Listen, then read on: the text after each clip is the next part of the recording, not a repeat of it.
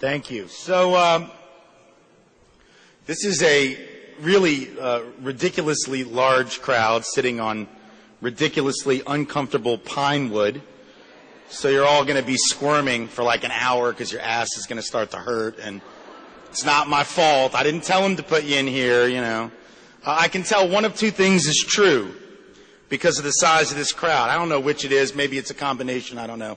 It's either, number one, there is this just ridiculously intense interest in the subject of racial oppression at Sonoma State University. Or, yeah, right, yeah, sure, that's it. Yeah, that's what I was going to say, too. Sure. Or possibly extra credit still counts for a hell of a lot in higher education.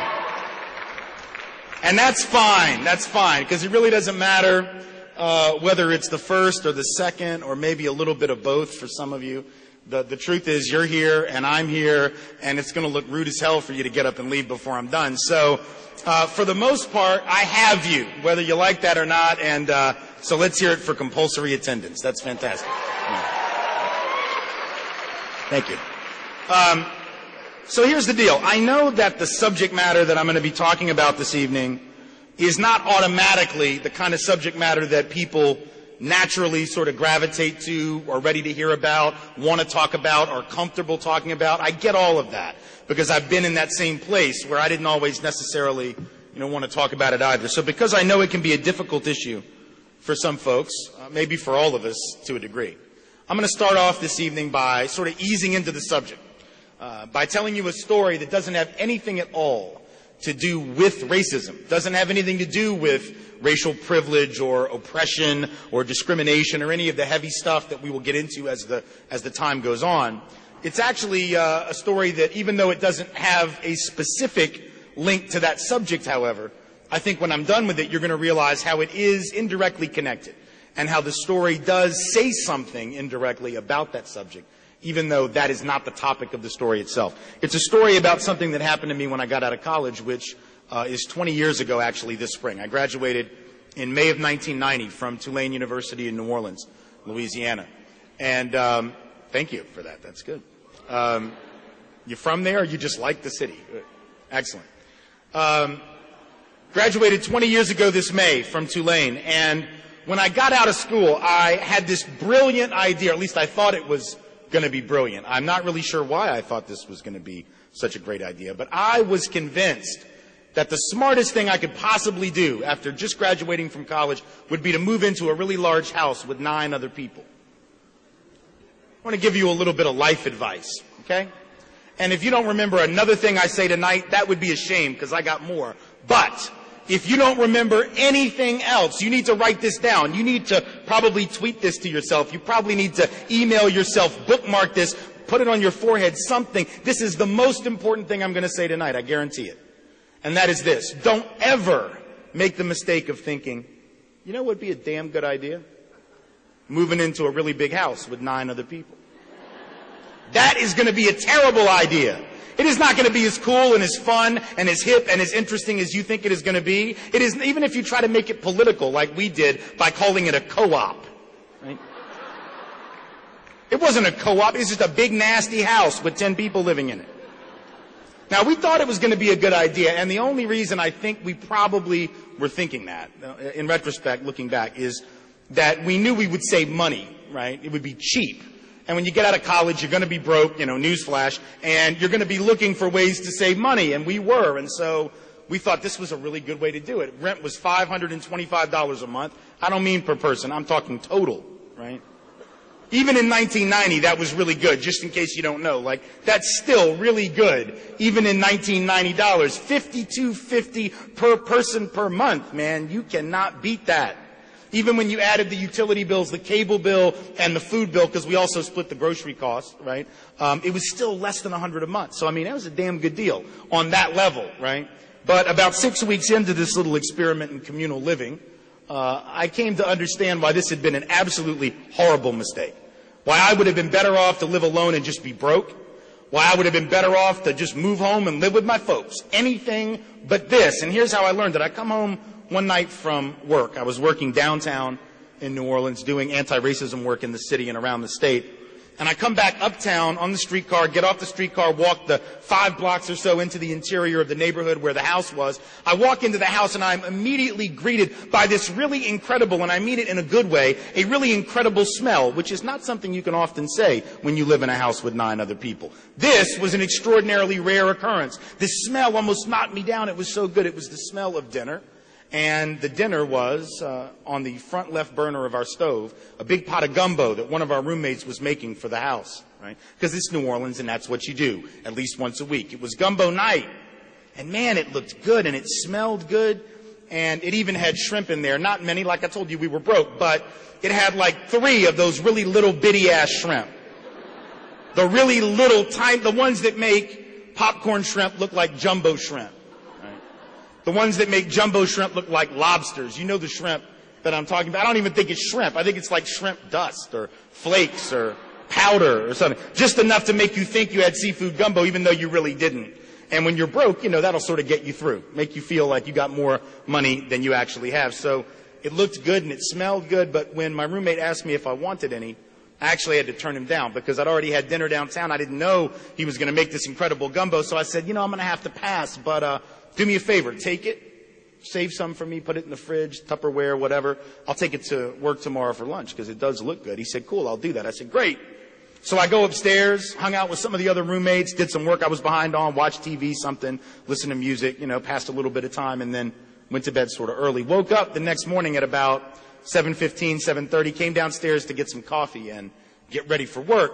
And I noticed that on the left front burner of the stove, still sitting there, is that pot of gumbo. Not looking as good as it had the night before, oddly.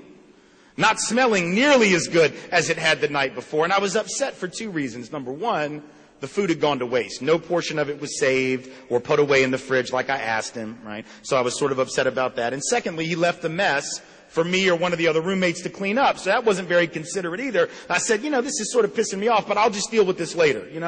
I'll talk to him about it this evening when I get home from work. For now, I'm just going to clean the thing, right? So I take the pot of gumbo and I bring it over to the sink and I get the brush and I get the soap and I put gloves on because I didn't want to touch it. It was nasty. It was really bad, So I start to run the water, and just before I let the water go into the pot of gumbo and start to clean it, I stopped myself and I said, wait,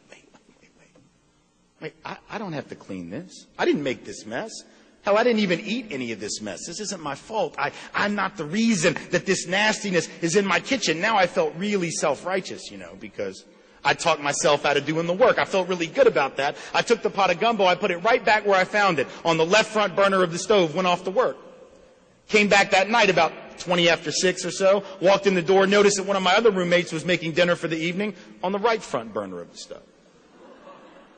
But on the left front burner of the stove was still, now 24 and a half hours ripe, this same pot of gumbo just sitting there, sort of menacingly sitting there, stinking up the joint. I looked at my roommate and I said, wait a minute. You're going to have to explain one thing to me. How is it that you can make dinner for us on the right front burner of the stove when I'm pretty confident you can, smell last night's dinner? Because it's right there under your left nostril. Would you please clean that?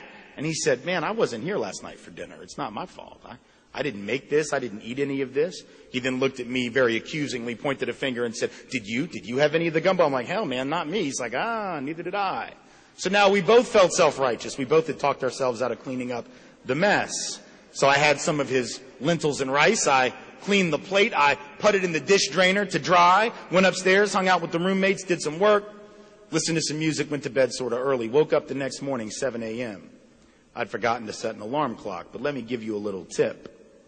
Probably don't have to tell you this, but I'll tell you anyway. Right? If you're living in a house where a pot of gumbo's been sitting on the left front burner of your stove for what is now 36 and a half hours, you are not going to need an alarm clock to wake you up. Because the smell is going to crawl out of the pot of gumbo on the legs that it has grown.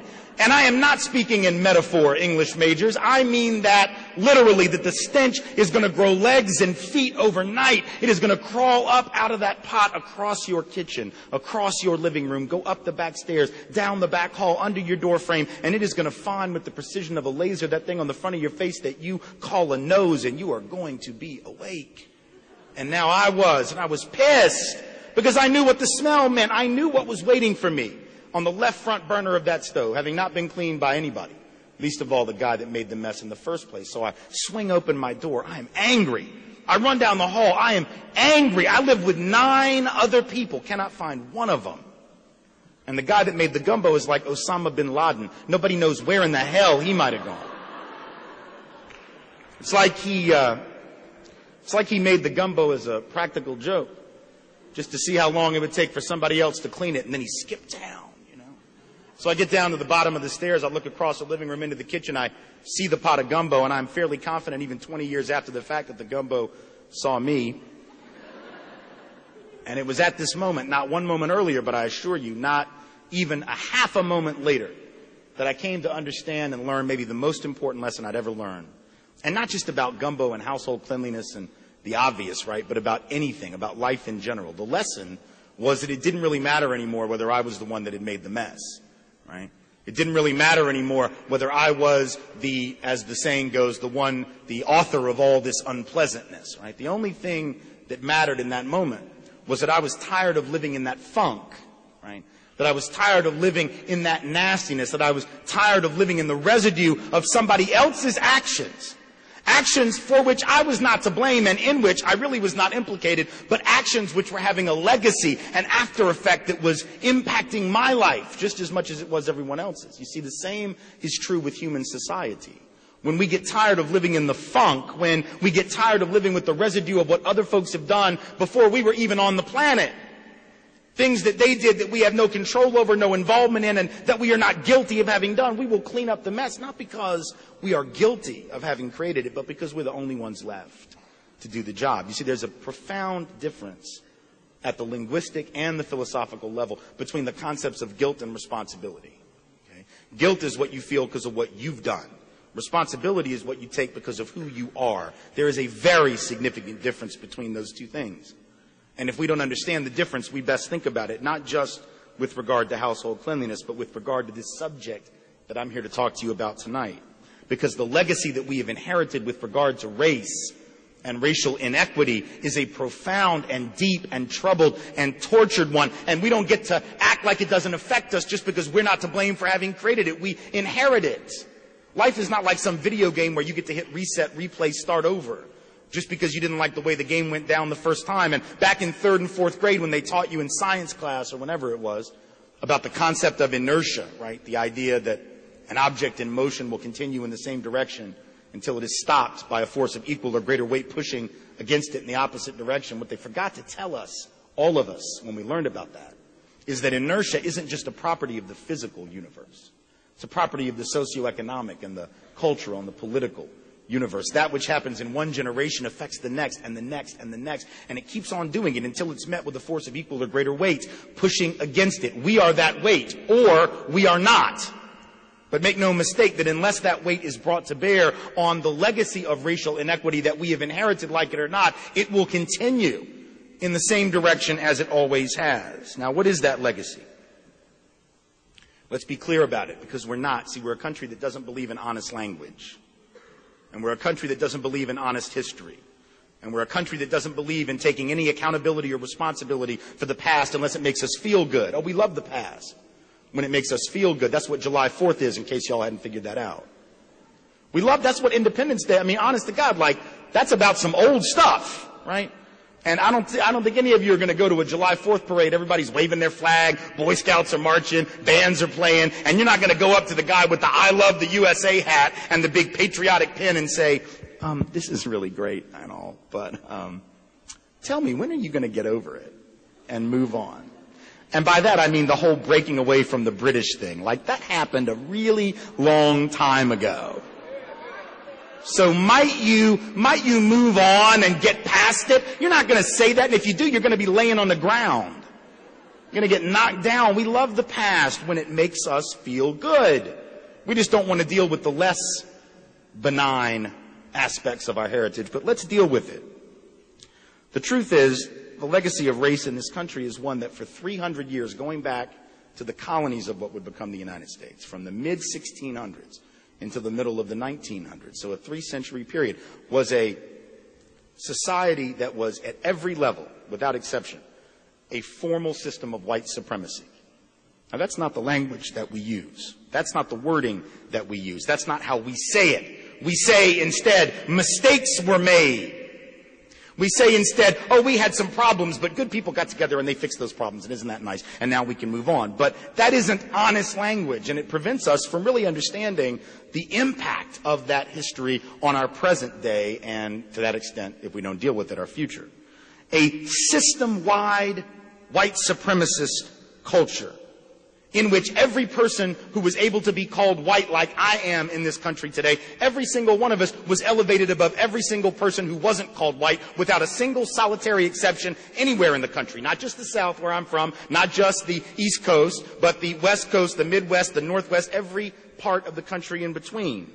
That's the legacy. Now, you might think, well, that's fine, but what's the impact of that today? We could spend literally semesters on what the impact is today, and I know there are faculty here who do that for those who take their classes. But I will just give you one example of how the legacy of that history continues to shape the present. Because it's not just a history class. It's not just something we need to know and sort of file away for a history exam, right? This is now affecting us. What's the evidence? One piece alone that stands out to me is the simple fact that in 2010, right now as I speak, not 10 and 20 and 30 and 40 and 50 years ago, but right now, this evening, the average white family in this country, not the average rich white family, forget that, the average white family has 11 times the net worth of the average black family, 8 times the net worth of the average Latino family. And it's not because we've worked harder. God knows that some of the hardest work ever done on this land that we now call the United States of America has been done by black and brown bodies. It's not because that we have prayed harder. It's not because we have a stronger work ethic. It's not because we have a better savings rate with the money that we earn. And God knows it is not because white folks have some superior investment knowledge that people of color lack. I mean, for God's sake, if we've learned nothing in the last 18 to 24 months of global economic meltdown, let us at least learn this.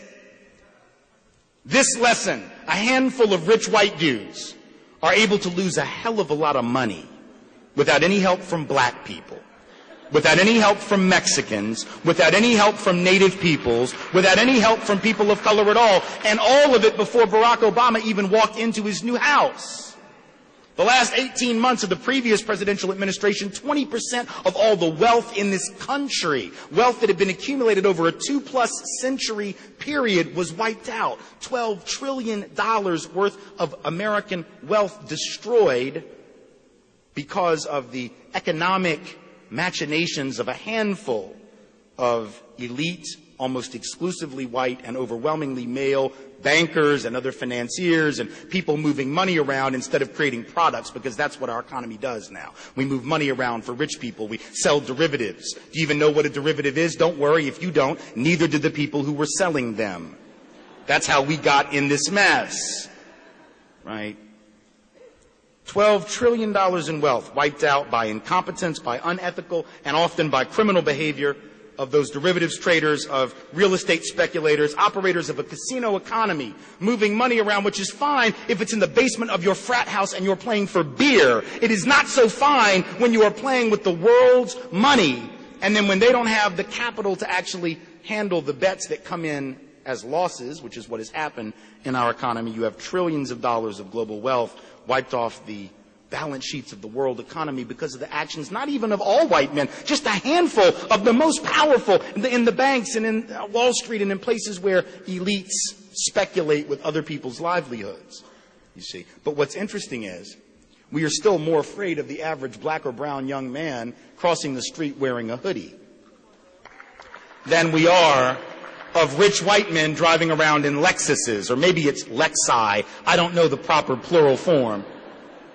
Perhaps a grammarian in the room will explain it to me, but the point is we're still more afraid of the usual suspects, even though it would take half a millennium, I'm talking 500 years, for black and brown street thugs to steal as much damn money as this handful of rich white men just wiped off the global balance sheets in a year and a half. They would have to rob you around the clock, 24 hours a day, 7 days a week, never taking a break to eat, sleep, or piss to steal as much money.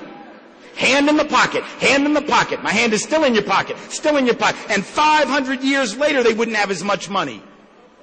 And yet we're still more afraid of them, even though they can't do nearly as much damage, given half a millennia to do so, as a very small handful of elites at the top of the power pyramid were able to do to us in 2 years. The reason I make that side note about the economic meltdown is that it suggests that the reason for those wealth gaps between whites and blacks, whites and Latinos, can't be about merit, can't be about intelligence. Hell, these were the brightest people on the block. These were the most brilliant students in their business school. These were brilliant bankers who understood the workings of the free market so damn well that they almost destroyed it. Right? So in fact, it isn't about intelligence or know-how or work ethic. Why is there an 11-to-1 white to black wealth gap, 8-to-1 white to Latino? Very simply, one overriding reason. And it's a reason we don't like to talk about in this country, but we damn well better. And that is that the United States government has regularly and consistently intervened on behalf of white America to create that wealth and to subsidize the creation and the protection and the production of that wealth. Now, we really don't like to hear that. Oh, no, we don't like to hear that. And those of us who are white, we get downright pissed when people suggest, well, what are you talking about? Oh, my family got everything they got from hard work. Nobody ever gave us anything. We never got anything from government. That's those other people that rely on. We are rugged individualists. We carved a civilization out of the wilderness. Putting aside the inherent racism of that narrative, right? We did all on our own. Well, let's break that down for a second. Let's break that down for a second. Because there's an awful lot that you didn't learn about in history class. Not your fault that you don't know it if you don't. A lot that you didn't learn about in the media.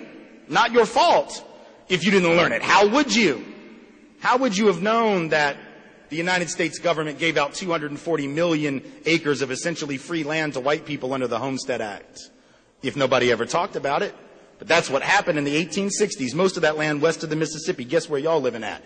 240 million plus acres of land given out to white families for virtually nothing just because they were white. This was land that had to be taken first, either from indigenous people or from Mexico in a war of aggression that we most definitely started on false pretense.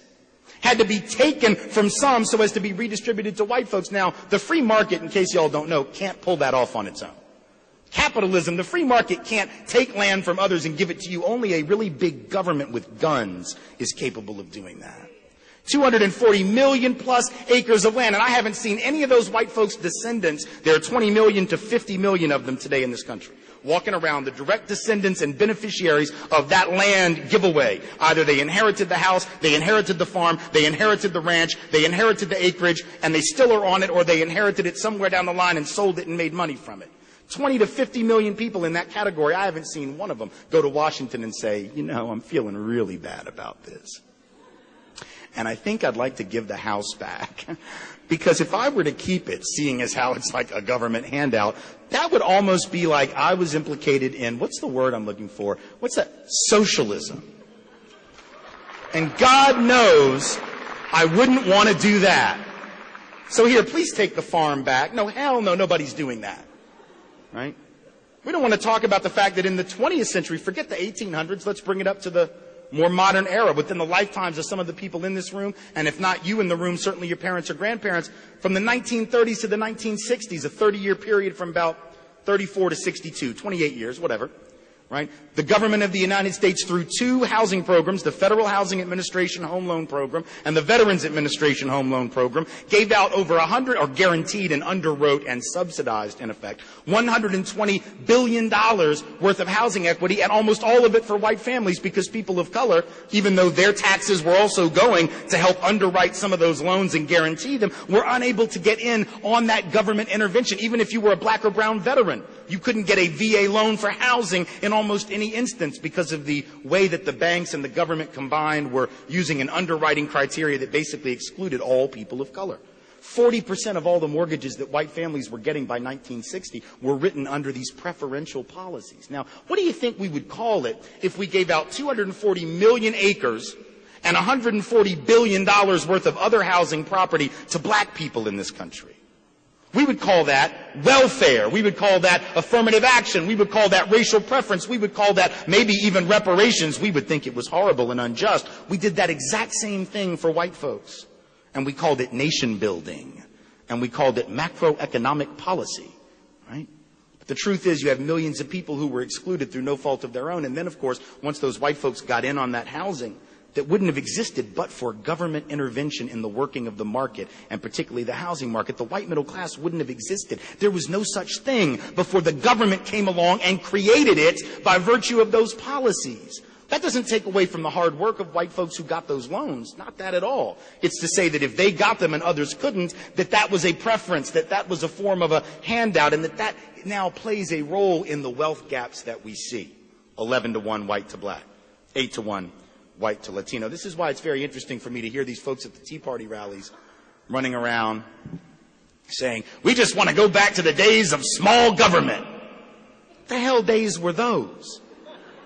Because for white folks, government has never been small. That's the point. Government was never small for white folks. You can't be small and give out 240 million acres of land. Man, that's a big-ass program. You can't be a small government and underwrite $120 billion worth of housing equity. That, too, is a big-ass program.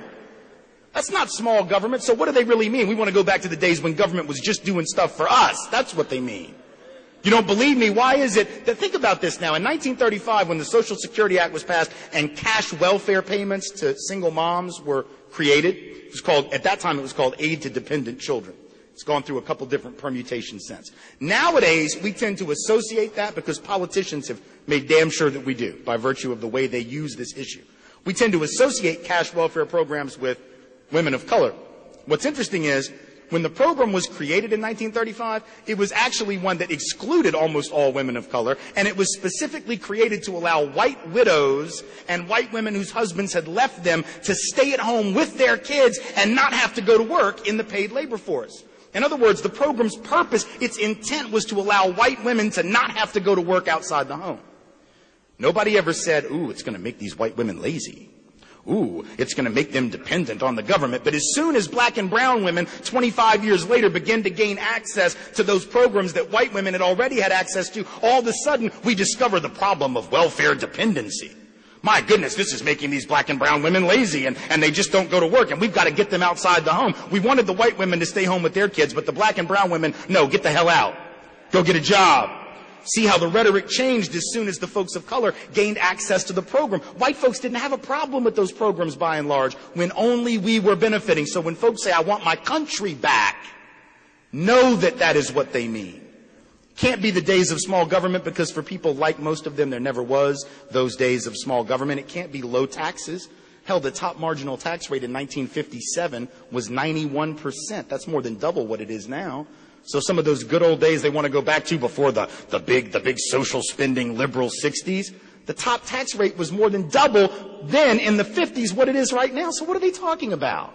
See, I would say they're not talking about the size of government. They're not talking about tax rates. They're talking about white racial resentment, about the fact that the society's changed. It's not the one that their grandparents grew up in. And they feel entitled to maintain that society. You don't believe that's what it's about? You think that's unfair? Let me give you two examples that I think prove it. If it were just about the size of government and all that, and look, there are perfectly valid non-racial reasons that if you want to be a libertarian and you want to be against the policies of the Obama administration, that's fine.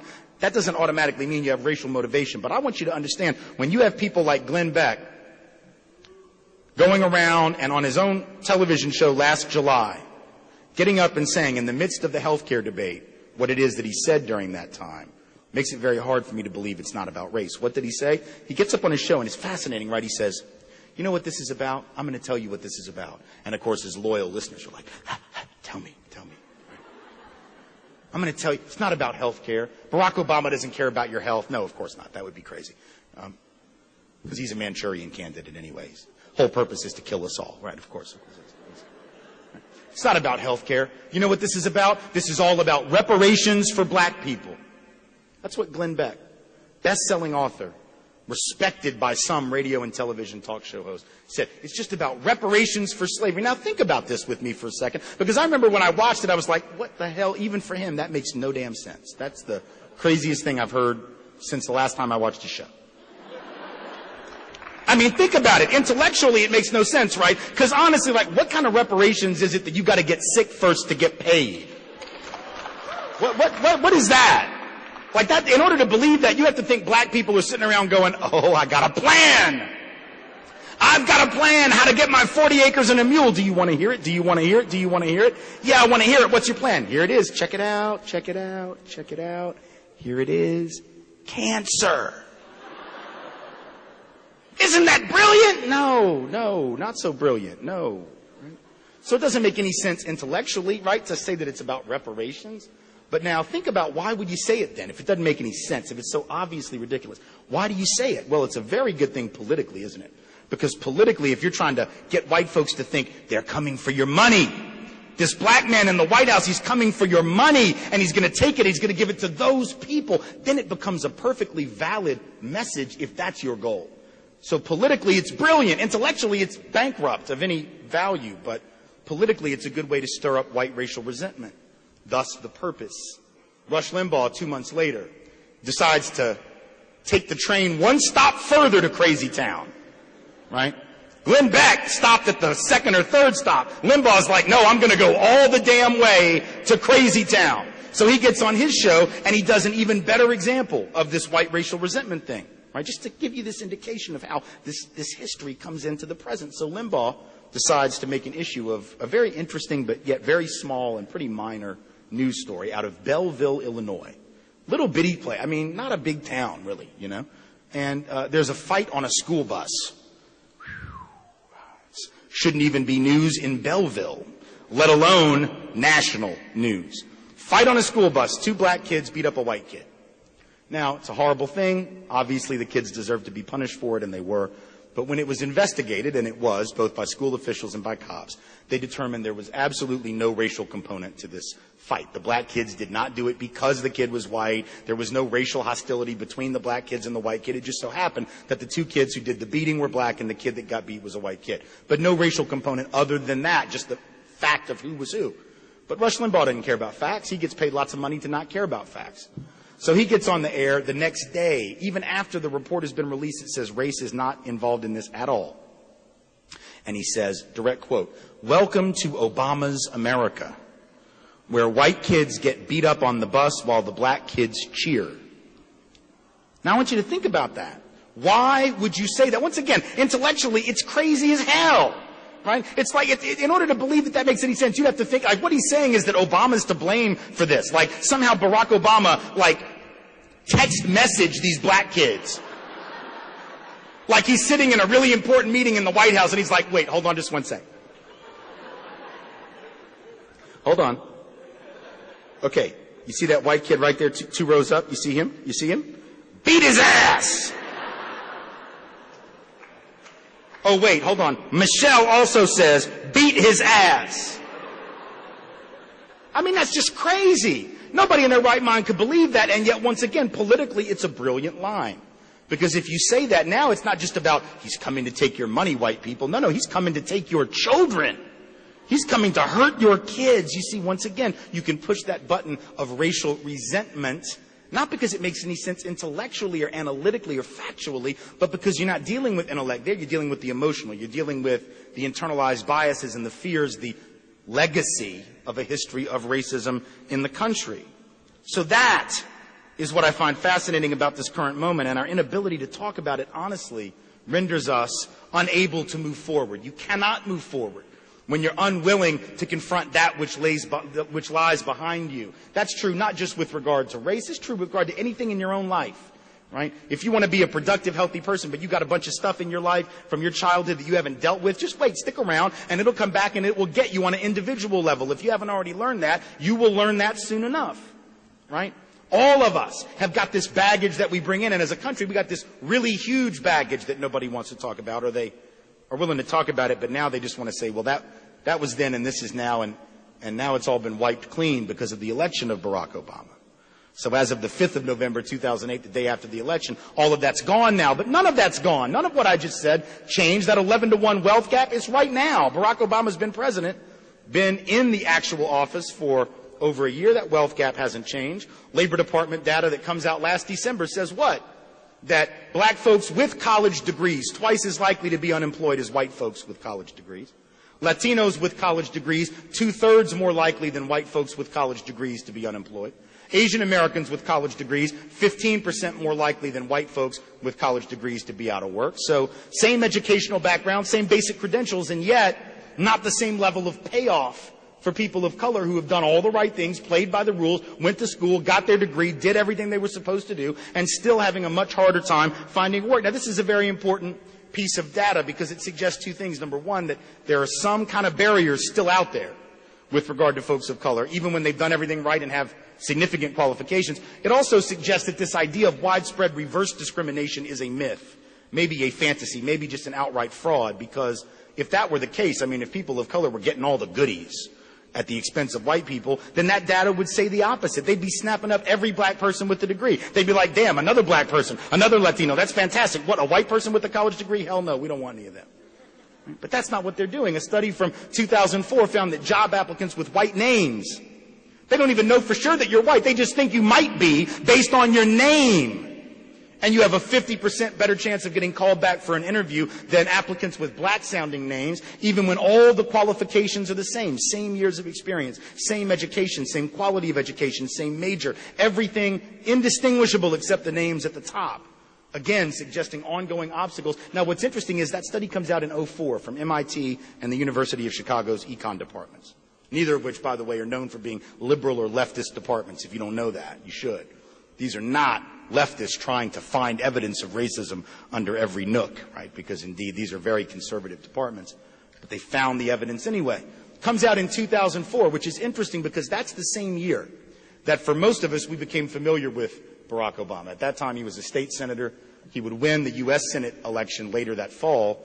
But at that time, he was in the state Senate. We learned of him, most of us, because he was the keynote speaker at the Democratic Convention in Boston that year. That was the first time that he really had given a national speech. It's the first time that most of us had ever heard of the guy, let alone seen him. So he gets up and he gives this talk, right, this really rhetorically beautiful keynote address. And the biggest applause line in the speech is where he says, there's not a black America and a white America and a Latino America and an Asian America. There's just the United States of America. Right? And everybody gets all woozy and they're like, oh, God. Wow, it's beautiful. Wow. So beautiful. Right? People are falling out, you know. It was a beautiful line. It was rhetorically, it was quite brilliant. But a man as smart as he, and even those who don't like him much are usually pretty quick to give him his deserved recognition for his intelligence. A man as smart as he surely must have known that what he said when he said that bore no resemblance to reality whatsoever. The idea that we weren't a divided nation, that we were just the United States of America. Now, maybe you think, well, he was saying it as an aspirational goal, but he didn't say it aspirationally. He said it descriptively. He didn't say this is what we want to be and what we're working toward. He said this is who we are. Untrue. You can't just pronounce unity, particularly in the face of the evidence that says what it says about the job discrimination or the wealth disparities or the housing disparities, 2 to 3 million cases of housing discrimination each year against people of color in this country right now, not 30 years ago, right now. That's going on at the time. So you can't just say unity and have it be an act of wish fulfillment. It's not like that movie with Kevin Costner where he builds the baseball stadium in the backyard and all the old dead white dudes come back. And then that voice says, if you build it, they will come. That works for Hollywood. That is not how justice happens. You don't just say, I'm going to build it. I'm just going to make it. I'm just going to dream it. And it'll happen. You have to actually do the work. So when he made the comment, even though it wasn't true, got people swooning. That tells you how not post-racial we are. The fact that he had to say that. Because you do know he had to say it. Right? If he doesn't, if he alludes to the data on white name applicants and black name applicants, if he talks about the housing discrimination, if he mentions the Justice Department study that came out that very summer, which said what? That black and Latino males are 2 to 3 times more likely than white males to have their cars stopped and searched, even though white males are 4 times more likely to actually be caught with drugs on us on the occasions when we're searched. So we're searched half as often or 1/3 as often, but we're 4 times more likely to have the stuff on us. If he mentions that, what's going to happen? He's going to be accused of pandering to special interest, playing a race card, right? Just if you learn nothing else aside from the gumbo thing that I talked about before and the whole don't live with 10 people thing, here's the next thing you need to know. Race is not a damn card, okay? And if it is, it's like the two of diamonds, which is to say it doesn't win any hand that you're playing. I mean, it's like a really weak-ass card. So to think that anybody would play that just for fun, like black and white folks are having an argument, and white folks are winning, and black folks are like, damn, what am I going to do? What am I going to... Ha-ha! The race card! And then white folks are like, oh! Damn. I had you. And then you played that, and now I'm helpless. I will give you anything you want. Right? That doesn't happen. So the idea that people of color just go around making it up, like that's going to get them somewhere, right? If anything, it just gets them looked at like they are, late to get to the psych ward. That's what people look at when folks of color talk about racism. They look at like they're crazy. Nobody's going to do that on purpose, bring that kind of criticism on themselves for fun, because they got nothing better to do, right? But that's Barack Obama had to proclaim unity. Couldn't talk about any of this stuff. All this stuff I've said tonight, beyond the part where I was like, hey, thanks for coming. Barack Obama couldn't say any of it. Not even the parts that are inarguable. Like, you can have disagreements with some of the stuff I'm saying or the analysis that I'm putting on the data that I'm using, but there's some stuff that really isn't arguable. Like the fact that we were a system of formal white supremacy for 300 years. I mean, that's not even, there is no opposite side. There's no rebuttal, okay? There just isn't. Like, you cannot argue that point. It is not debatable. But Barack Obama couldn't have gotten up and said that. I mean, if candidate Obama says, we were a system of formal white supremacy, he's not going to be president. He's not even going to be a U.S. senator, right? I don't know what he'll be, but you won't know who he is, because that would have ended his, he can't talk about that, right? Which goes to show you how not post-racial we are. Because, and for that matter, let's just break it down even more. The people of color in this room aren't allowed to get away with saying what I've been saying either, right? Not because they don't know it. Oh, they know it fairly well. They have talked about it all of their lives in many cases. Talk about it every bit as well as I can, right? Probably better. But the fact is, if they say it, it's so easy to ignore, because that's been our history, is ignoring this problem. Now, we need to understand that denial isn't something that's just new. If it was, we'd almost understand it, because you can see certain manifestations of progress. I'm not saying there's been none. That would be insane for me to say that. It'd be disrespectful to the people who fought, and many of whom have died, to get us to the point we're at today. So there's been progress, but here's the thing. It isn't just in the modern era that we deny the problem. It's actually an intergenerational phenomenon, which goes to show just what of a problem we have in this country, that we have never really seen the problem for what it is. And when I say we, I mean white folks by and large. Most people of color have been pretty clear on it. Some have not. There have always been folks of color in denial about racism, just like there are women in denial about sexism. It happens. But for the most part, denial is a dominant group thing. Now, here's the thing. If you were to go back to the early 60s, and if I were to ask you, do you think that people of color had equal opportunity in 1963 or 1962. I mean, you're going to say no. It doesn't matter what your politics are. It doesn't matter what you think about racism in 2010. Every one of us in here knows that in the early 60s, things were unequal. That was before the Civil Rights Act. It was before the Voting Rights Act. It was before the Fair Housing Act. So we all know that now. And in retrospect, it's easy to say 47, 48 years later. Doesn't take any courage to say it, right? Doesn't take any real intelligence to say it. It's just common sense. But here's what's interesting. If you go back to the early 60s, when the past wasn't the past, when the past was the present, and you look at what white folks said when the Gallup organization polled them and asked white folks in 1963, do you think that blacks are treated equally in your community, in housing, education, and employment? Again, in retrospect, we know the answer is no, that they were not treated equally. But in 1963, when white folks were asked that question, even when it was obvious now how unequal it was, 2 out of 3 white folks said, yeah, they're treated fully equally. Nothing to see here. Racism, what do you talk, what do you mean? What's the matter? Nothing wrong. Keeping in mind, 1963 is the year of the March on Washington, right? So like 200,000 people go to Washington and march, and 2 out of 3 white folks are like, what the hell is that about? Like, I don't even understand, why are they doing that? I have a dream. Why are you dreaming? What's wrong? Everything's cool. Like, dream, everything's fine, right? That's what 2 out of 3 white folks, by our own admission, were saying at the time. I'm not trying to be cruel. I get accused of that. People are like, oh, he hates white people. Let me just be clear about this, because I don't want to be misunderstood. I actually love me some white people, okay? Actually, seriously, love me some white people. My wife is white. I love her. Our 2 little girls, they're white, which is often what happens when 2 white people have babies. I love them. They're great. Actually, I don't get along with my dad, but it's not because he's white. It's like for some other stuff, right? So it isn't about white people. It's about whiteness. I think that's a very important thing for us to understand. Whiteness is something that's been done to us, to all of us. Whiteness is something that was put on us, those of us from European descent. We weren't even called that until a few hundred years ago, and the reason they started calling us that was so that we wouldn't realize we had a lot more in common with most black and brown folks than we did rich people. Because most of us weren't rich, our families weren't. Most European people were working class, lower income, oftentimes poor, many of them indentured servants. But how do you get those indentured servants to think that you're on their side and that they're on your team and keep them away from those black folks who want to overthrow the system? Well, you tell them, oh, you're on our team. You're part of us. You're part of our posse. You're part of the white race now. Oh, great.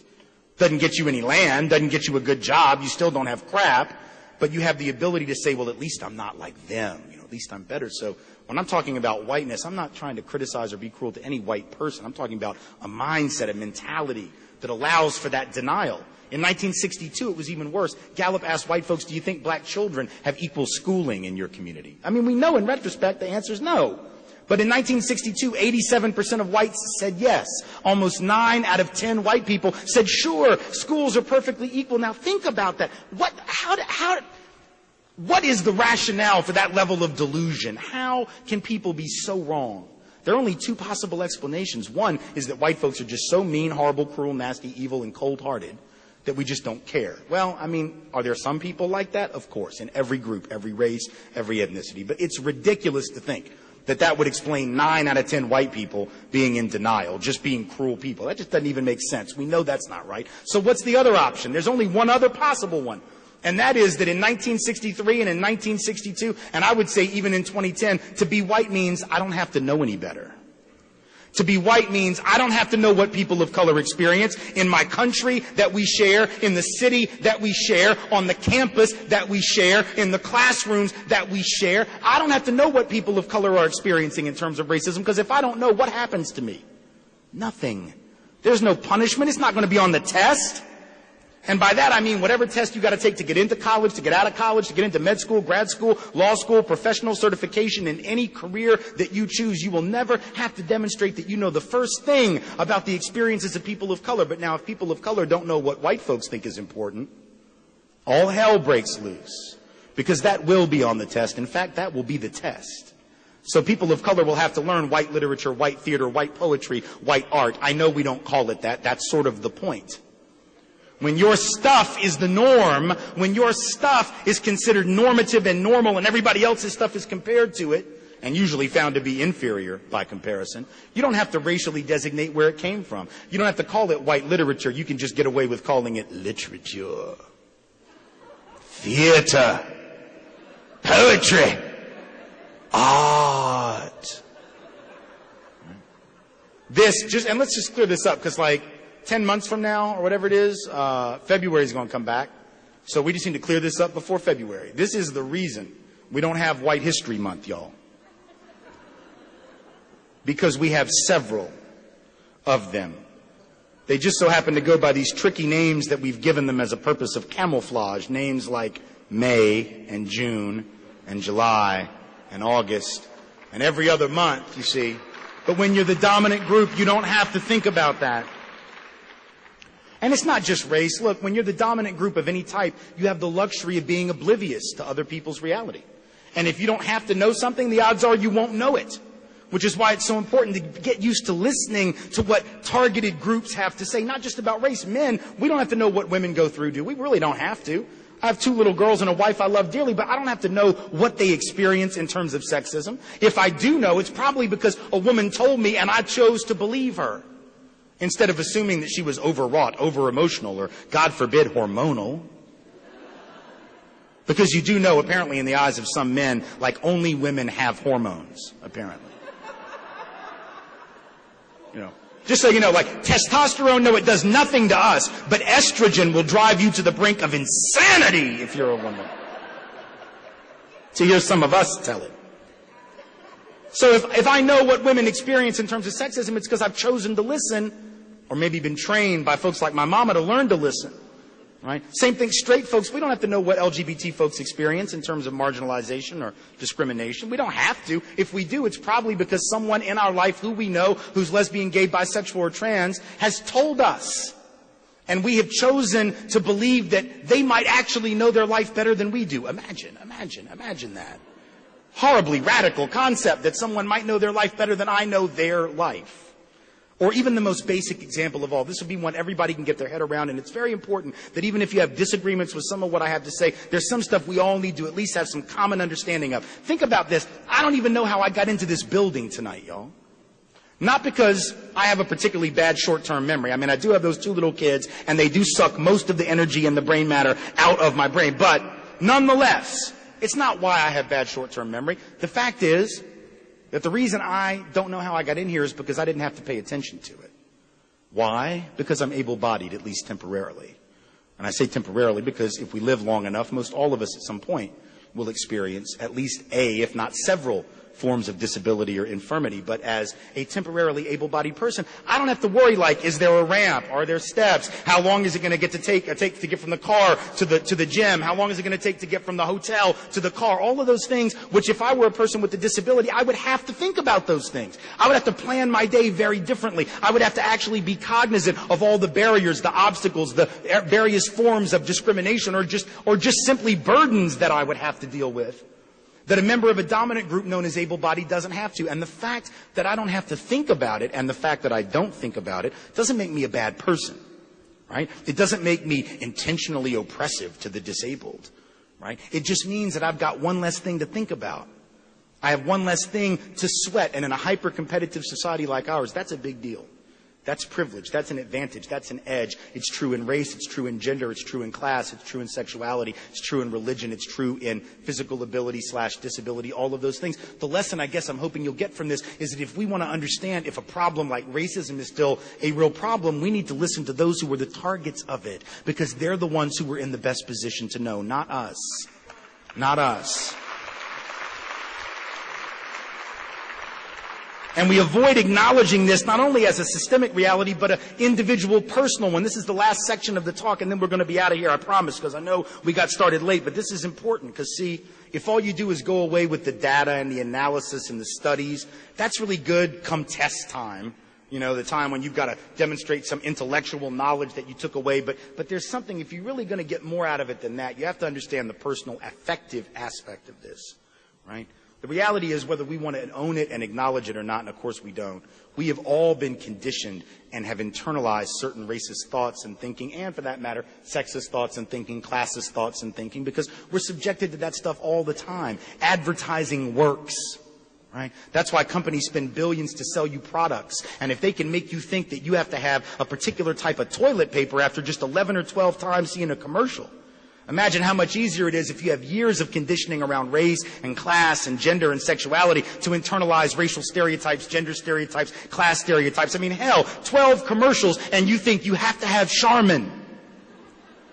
Literally, there's a thing in advertising called the rule of 12. Sometimes people have a rule of 11 maybe, but the idea is the first 10 times you see an ad, it doesn't have an effect. The 11th time, it's like some kind of crazy, magical, all of a sudden you're like, must have Charmin, cannot use Angel Soft, cannot use Cottonelle, cannot use Bounty or Northern or whatever the hell. Bounty's like a paper towel. Hell, you wouldn't want to wipe your ass with that, but you know what I mean. Must have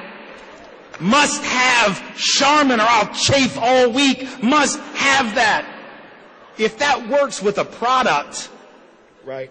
If that works with a product, imagine when you're subjected to racial imagery and racist imagery, sexist imagery, classist imagery. The idea that we escape that nonsense, there have actually been studies that prove it. They've taken white folks, hooked us up to MRI machines, scanning our brains, right? And then shown computer images of black male faces for 30 milliseconds. That's not enough time for your brain to even register that it saw anything, let alone what it saw. And yet when the MRI is hooked up and you see the image, subliminal image, you can't consciously register it, but the part of the brain that lights up on the scan is the part that responds to fear and anxiety and perceived threat. And when they show other images of white men or dogs or other animals or whatever, that doesn't happen. 95% of whites respond that way in those tests. Other tests have found that between 75 and 85% of us who are white have internalized racial bias against blacks and in favor of whites. And you know what's really sick? A third of black folks have done the same thing. A third of African American folks have internalized anti-black, pro-white biases themselves because they get hit with the same stuff and then they internalize it. Latinos have internalized it. Asian folks have internalized it. That is what the research says happens to all of us. Now, we can either own that and try to grapple with what it means and try to fix that in terms of our behavior, or we can act like it's not there and ignore the way that we're being conditioned and moved around the chessboard, not even realizing it's happening. The good news is the research says if we are willing to own it, if we are willing to acknowledge that, yes, we've been conditioned, and yes, we have internalized certain prejudicial and stereotypical thoughts, then we can train ourselves not to act on those thoughts. We can challenge ourselves to do better than that, to respond to the better angels of our nature. The problem is, most of us don't want to acknowledge it in the first place. And if we don't acknowledge it, you can't challenge it. You can't fight a problem that you're not willing to point to and to name and to admit is yours. We're so caught up in this idea that we're good people that we don't understand that good people can be involved in doing all kinds of really not so good things. And that this is part of our conditioning. Let me tell you how deep the conditioning runs so you'll know what I mean and understand the importance of at least spending some of your time thinking about this. Doesn't have to be your passion in life. Doesn't have to be the thing you do for a career or whatever, but just to think about it in your own life. You see, every now and then you think you know everything about a subject and then you learn something new. I learn something new every day about this topic. 3 years ago, I'm sitting at home on a Sunday afternoon with our 2 girls and with my wife. It's raining like crazy outside. Can't go to the park. We played every game in the house, nothing to do, getting restless, decide we're going to watch a movie. So we're flipping around. We're going to order a movie on the Comcast cable satellite deal, $4.95, whatever it is, and watch a film. So we're flipping around, looking at trailers, looking at commercials, see if there's anything for families. We come across the trailer for Evan Almighty, right? Fairly cute film, right? Steve Carell plays a senator or whatever who's told by God, who's played by Morgan Freeman, that a flood is coming and he should build a really big boat and ride it out. You probably heard this story before in a different context. It is the Noah and the Ark story, and it's just sort of updated, right? So it's cute, it's funny. But as it turned out, my kids and my wife had already seen it 5 months earlier when it was still at the theater, so they didn't really want to watch it again. But because they recognized the dialogue, and because the kids recognized the actors and the scenery in the commercial for it, in the trailer, it did get their attention. They looked up, and Rachel, the younger of the 2, who at that point wasn't even 4 years old yet, almost 4, but not quite, looks up and she sees Morgan Freeman in the role of God with the flowing white robes, and she looks at me and she says, "Daddy," and it's exactly what a 4-year-old would say. She says, "Daddy, is that really God?" Because that's exactly what you would do.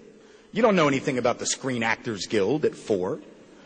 You don't know anything about casting directors at 4, you know. You just figure God didn't have anything better to do, so he made a damn movie. I mean, if you're God, you can get that done. Right?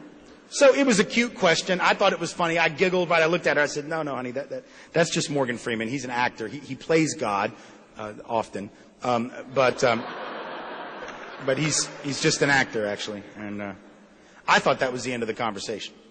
But I was wrong. Because then Ashton, the older of the 2 girls, who at that point was not quite 6, and who just based on chronology, she'd been on the earth longer. I've had more time to talk to her about issues of race, and had done so quite often. She looks up. She sees Morgan Freeman in the role of God in the flowing white robes. She looks at her sister. She laughs, and she says, "Rachel, that can't be God." Now, in that moment, I knew 2 things for certain. 1, I was going to have to ask her why not. And 2, I already knew what her answer was going to be before I asked the question. But I had to ask it. So I look over at my wife looking for some kind of support. Nothing.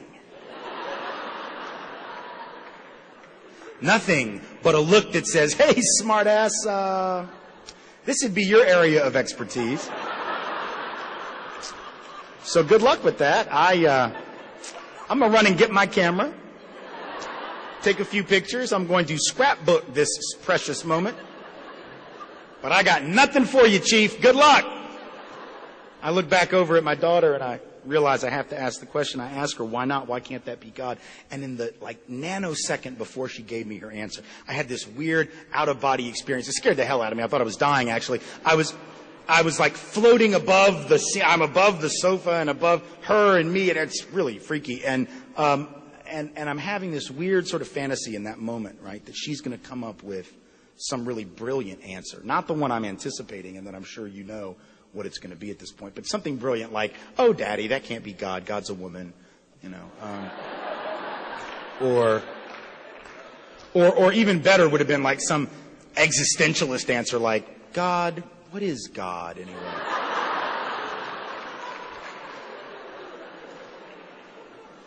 I mean, that would have been cool, you know, but like I said, she wasn't even 6, so bright kid, but not that damn bright, you know. Instead, she begins to give me her answer. The words begin to form on her lips. I'm zapped back down into my body once again. I think I'm having a heart attack, but I look at her, and she starts to give me the answer, and she says, well, that can't be God because God isn't black, God is white. Now, here's the thing. I want you to think about this. It probably won't surprise you to learn. There are no racialized images of a deity in our house. Right? No images in our home that would give this child the impression that a deity, even if you take that deity literally as a being that has this physical appearance characteristic, that somehow that being would be the equivalent of Santa in the clouds, right? Some white dude on high giving out goodies or punishment from above. Like, we don't have any of that. We don't have any of those god-awful, pardon the pun, Bible story picture books for children, right? The ones that would give you the impression, if you didn't know better, that Adam and Eve had resided in the Garden of Sweden. We don't have any of those. Right? I mean, quite deliberately, we don't have those things. But yet my daughter's picking that up somewhere. She's getting that image and that impression from somewhere, not from us, not in our home, but somewhere where? Well, she's seeing those things in churches, and she's seeing them in bookstores and in libraries, and she's seeing them on the Christmas cards that friends send, you know, every holiday season that have pictures of Jesus that give you the impression that Jesus might well have been born in Bethlehem, Pennsylvania. You see, it comes into the house. And I want you to understand something. If you were to break into my house and try to hurt my children, I'll kill you. Right? I'll kill you. And I'm not trying to say that to be all big and bad. I'm not a violent person. I'm also not a pacifist when it comes to defending my family. I don't have a gun, but I'll find something. And I will throw it at you. And you will die. That's how confident I am in the velocity with which I will hit you between the eyes with whatever the hell object I find on my nightstand and throw at you. And you will die. But now here's the point of me telling you that. So I'm not trying to scare you into not breaking into my house. I know you're not going to. But here's the point. Something is coming into my house. And it's hurting my children. And the doors are locked, and the windows are shut, and the alarm is on. And the thing that's coming in has no idea what the alarm code is to turn that off, but it's coming in quietly, and it's leaving just as quietly before I even knew it was there, and I resent it. You see, I'm not to blame for that. This isn't guilt. I didn't do that.